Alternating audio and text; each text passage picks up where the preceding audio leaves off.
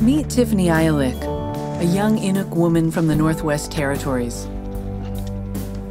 Each week, Tiffany will meet people from the North who bring land-based living into their everyday lives.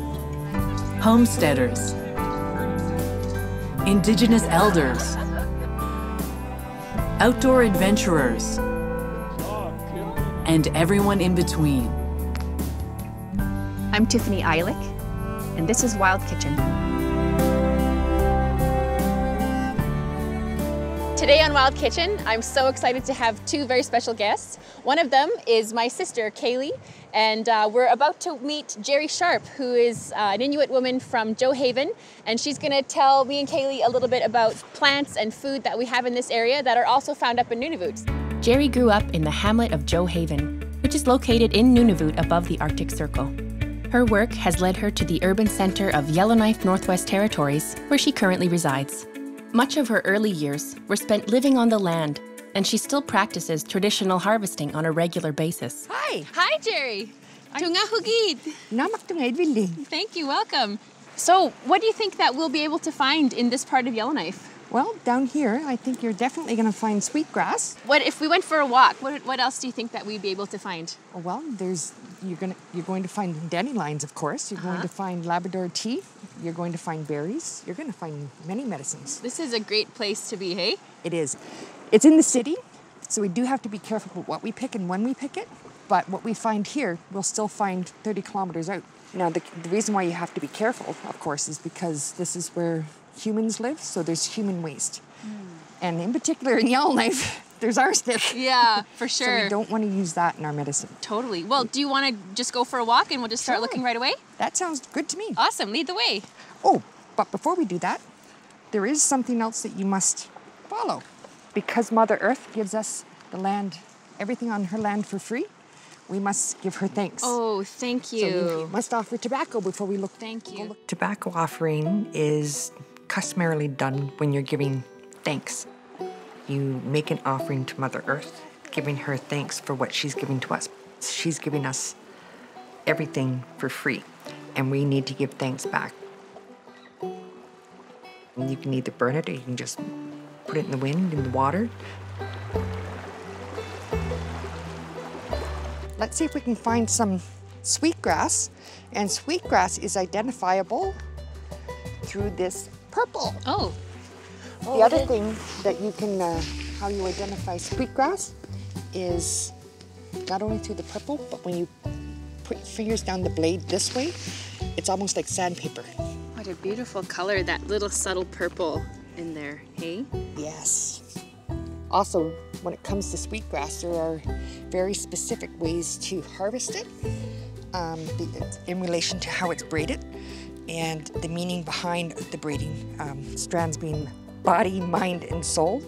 Then there's the number of strands that are in each as well. So it's a pretty sacred practice for people who know how to use that medicine. Yes, it is. Oh, it's very beautiful though. The color is great. Here is some cotton from the willow that we can actually harvest to use in lighting our kudlak. A kudlak is a lamp that was traditionally made out of stone, and it's used inside of an igloo to heat the igloo and also for cooking. So this is the wick of the lamp. So I was really excited to pick the cotton and the fluff off the willow, and I thought, oh, this would be a great idea to bring the kudlak that I have and see if she'll light it for us. Well, should we go see what else we can find? Yes, let's see what else nature has for us.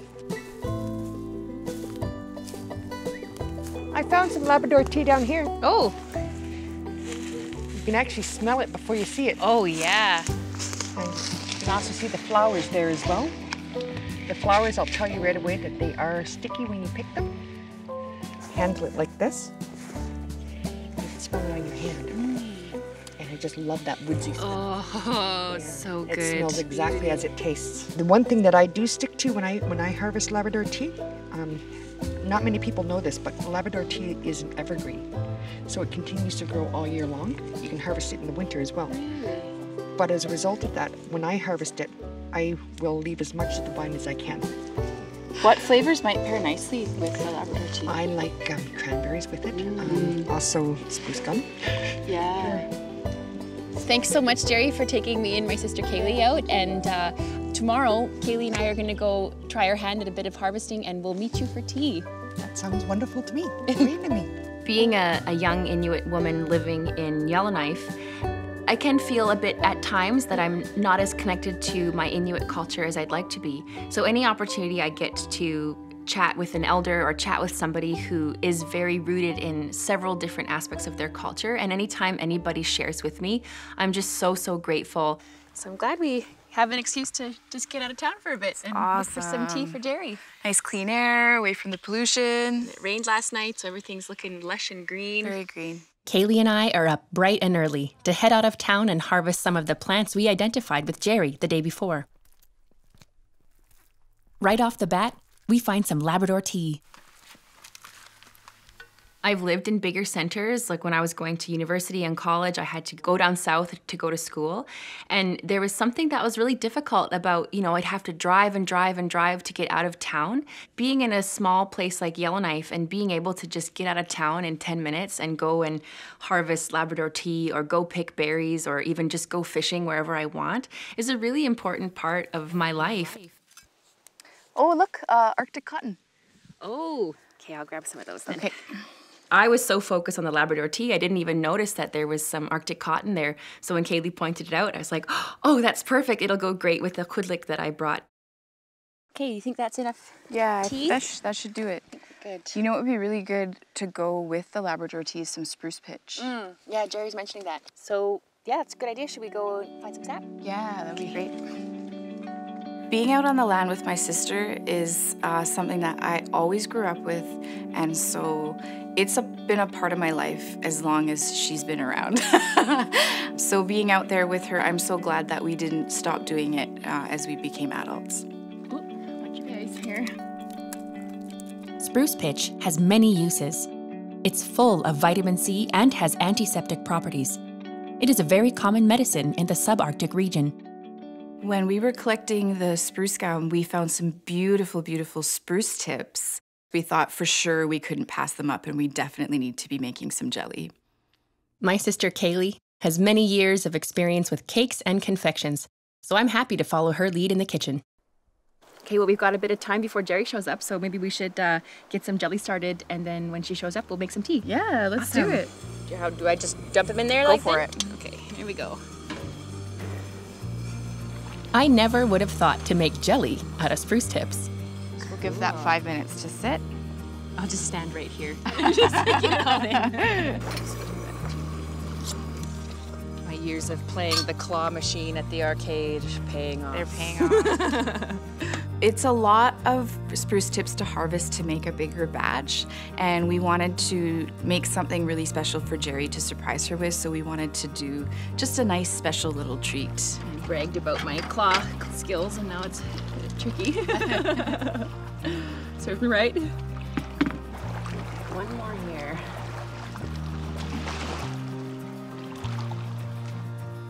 So now we just leave them overnight to set, and we can enjoy them with the bannock tomorrow. Oh, can't wait. Lovely color. Nice. Yeah. A little bit of nature still in there, and that's fine. We find a great spot to have tea with Gerry, just a few blocks from where she works.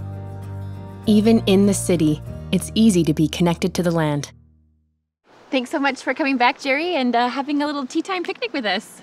Thank you for inviting me. So Kayley and I, we went out, we took your advice and we drove out of town, away from the city, and we went and we harvested some spruce sap there. And we also got some Labrador tea, and we thought we'd have just a nice little tea and chat and just talk about what it's like being an urban Indigenous person and trying to bridge culture and what it's like living in the Arctic and coming to subarctic. It sounds like a great conversation to me. So we'll just let that steep for a bit. One thing that we can instantly jump into and be re-immersed in a culture is through the food. And so we thought today we'd bring you 2 surprises, and they're just hidden under here. And one is... Look at that kudlik. Is a kudlik, yeah. So this kudlik was made by A gentleman in Pond Inlet in Mitimatalik. And it's been fashioned out of an old tin. Frying pan, yeah. And I remember my dad telling me that resourcefulness was such a massive part of Inuit culture, and I feel like it's a good modern testament to our people. That is a fabulous And hiding underneath, we have and of course, can't forget the salt. The rings off. So we'd love to have some matak with you, and a bit later we can light the khudlik and have a cup of tea together. That sounds fabulous. I liked it when they showed me the matak because I really was excited to see it. It was a surprise and it was a treat. Muktuk is a staple in the high Arctic. Muktuk is the outer layer of whale skin with a thin layer of blubber. It is very chewy, and so it needs to be cut into small pieces using an ulu. An ulu is a woman's knife. An ulu can be used not only for cooking, but for cleaning hides, for sewing. You know an ulu is good for you when you go like this, and the tips don't hit the back of your hand. So when you go like this, that means you're handling it right. Every Inuk woman has one, and I'm sure many other that aren't Inuk as well. Oh, so delicious. Another word that frequently comes up when you're sharing delicious country food with friends is mamak, and it means very delicious, or mamak dorayororo. It means so delicious. So I was saying that a lot today. So I'll get this lamp going.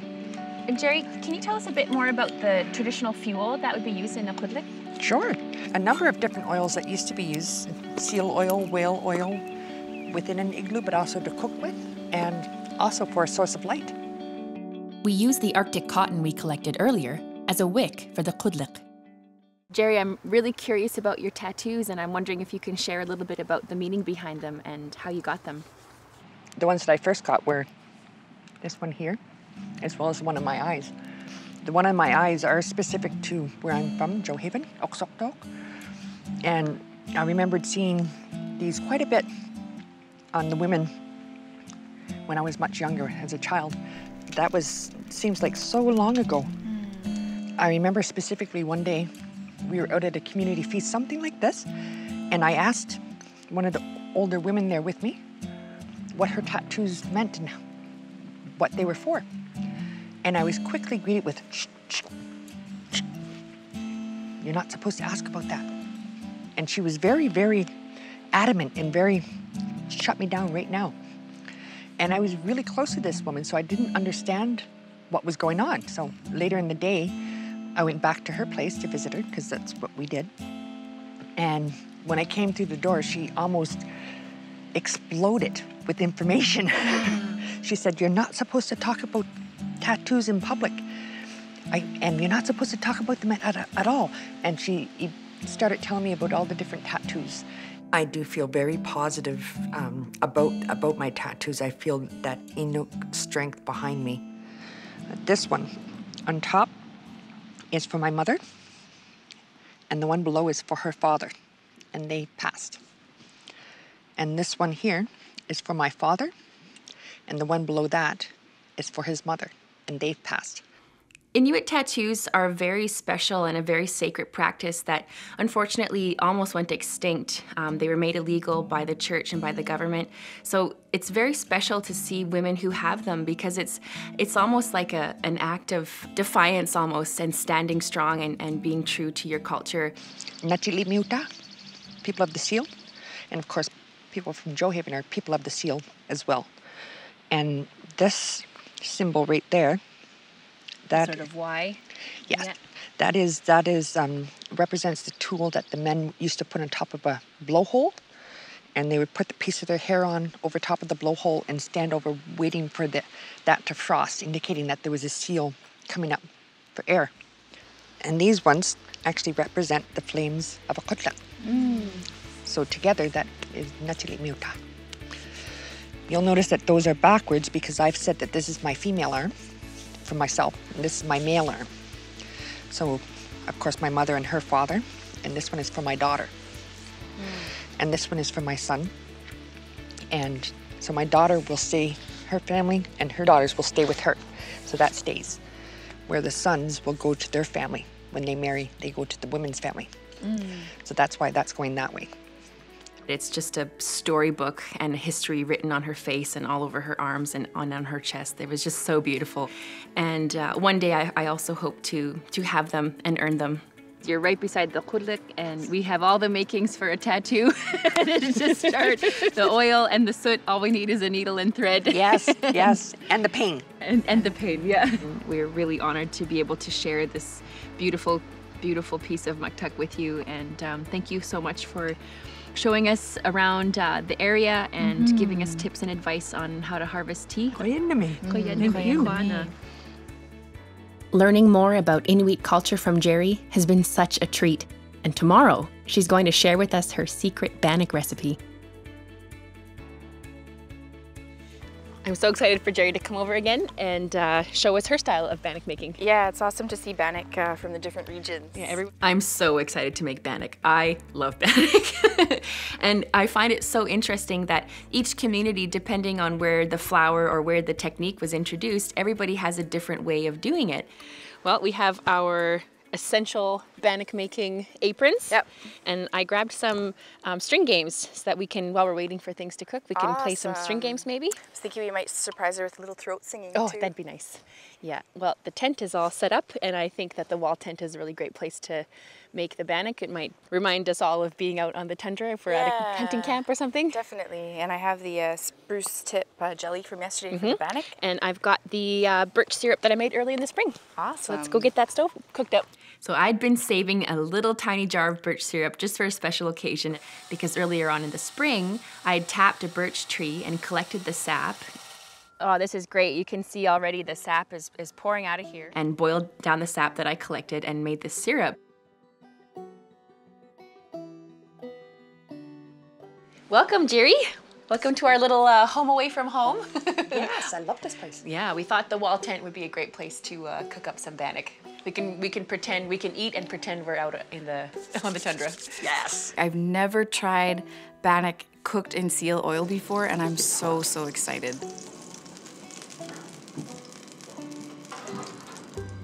You can already smell a bit of the seal in there, hey? Yeah, that strong smell. The seal would have come from Inuit, and the seal was used for nourishment. That looks so fantastic, Gerri.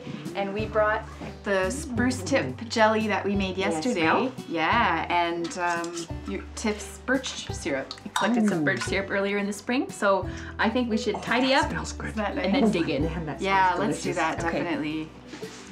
So here we are, we've just finished our bannock and the rain has just started, but we're nice and cozy in our wall tent and ready to dig into our fresh made bannock. Thank you so much, Gerri. I'm glad we had some rain. We were always taught as kids never to be upset with the weather, that the weather is the boss. You keep yourself busy, you work yourself around the weather. So I think it was good to have some rain. Traditional Inuit throat singing is usually done between two women. It's one part music, one part game, but every time you do it with somebody really special, it's a really great bonding experience, and I just love throat singing with my sister. It's one of the most special things that I think I can do with her.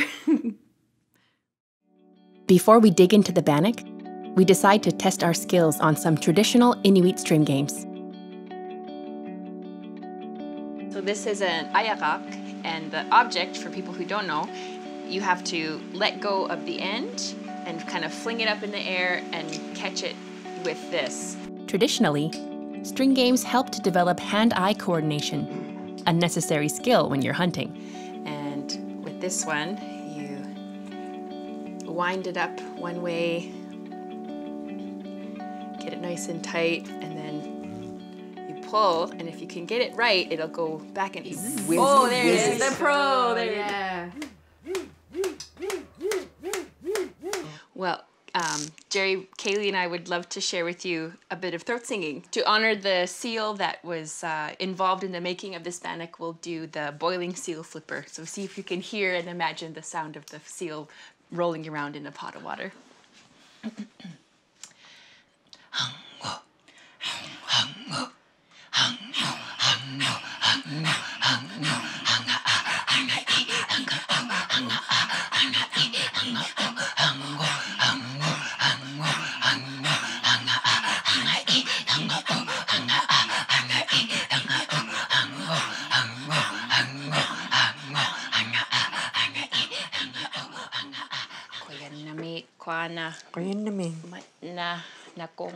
All the different ways of saying thank you.